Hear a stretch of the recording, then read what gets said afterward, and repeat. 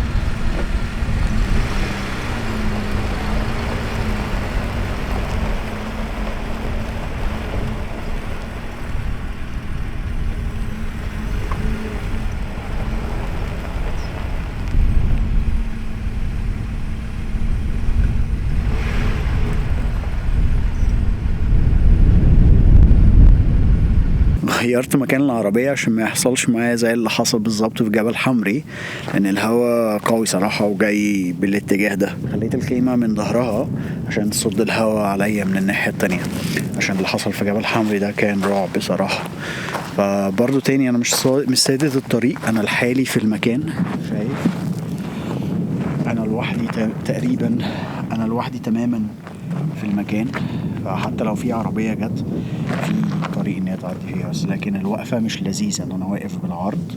بس خلاص تمام يعني. الهواء قوي جدا صراحة، هيشد اكتر يعني. فكل قعدتي هتكون من الناحية التانية للعربية. هعمل اكل هنا وكل حاجة، لان مش هعرف اعمل اكل قصاد الهواء.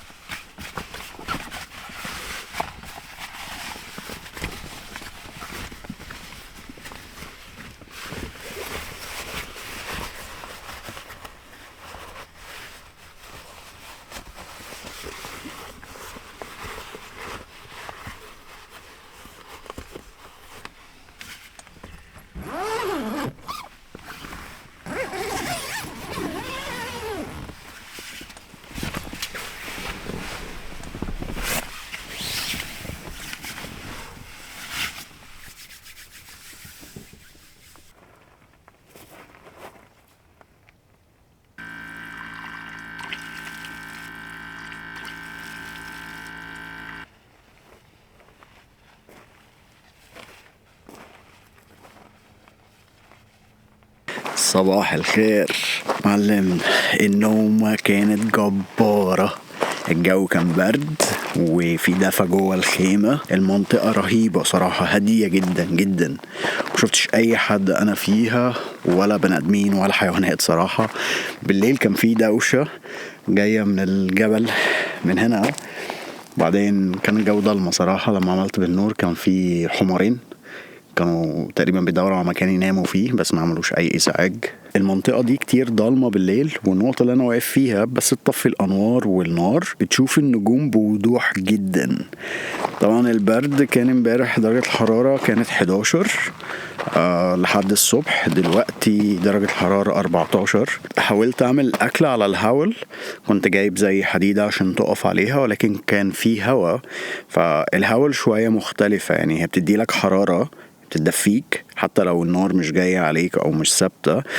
بس عشان اعمل اكل عليها الهواء كان بيحرك اتجاه النار، فكان في صعوبة ان انا اعمل اكل او ان البان نفسها ما بتسخنش او بتاخد وقت للسخون يعني للسخونية. فعملت اكل بالغاز اللي اتبقالي، مشيت حالي يعني، ما كانتش حاجة واو، عشان كده وقفت التصوير لحد ما لان ما كنتش عارف اركز بين الاتنين صراحة. ولكن المكان جبار جدا. انا لميت حاجتي واحدة واحدة وهبتدي اتحرك لان عايز اكتشف المكان شوية، لان اكيد في اماكن تانية حوالين المكان دوت تخيم فيه. الدخلة بتاعت الوادي من الهاي واي شوية اتلخبط، فهحط لكم الكوردينيشن بتاعت الدخلة في الديسكريبشن، ولكن قبل ما توصل للانترنس هتلاقيني كاتبها لك بكلمة انترنس. قبل ما توصل لها مثلا ب3 كيلو 2 كيلو خليك ماسك الحارة اليمين لان شوية هتتلخبط فيها، لان قبلها في زي عاملين زي كوبري او زي حاجة تطلعها بس كاتب لك ان هي مقفولة ما ينفعش تطلع. بعديها على طول هي مش باينة اللي هي داخلة، باين اللي هي في سور، بس جنب السور في دخلة بسيطة كده. هبسيب لك كوردينيشن وخلي بالكم. وعشان توصل للنقطة اللي انت شفتوها في الفيديو بس عربيات دفع رباعي فقط لا غير. انا كمان منسم شوية التواير لان في صخور كتيرة جدا ومش طالعة ونازلة، ولكن الصخور نفسها كبيرة تمام، فحلو ان التواير تكون متنسمة عشان تريحك وتريح العربية وانت ماشي بتعرف بيتسوق. حسنا رأيكم في التعليقات، ولو بتتفرج عليا لأول مرة متنساش السبسكرايب عشان تشجعني في صناعة المحتوى، وبشوفكم المغامرة الجاية. سلام.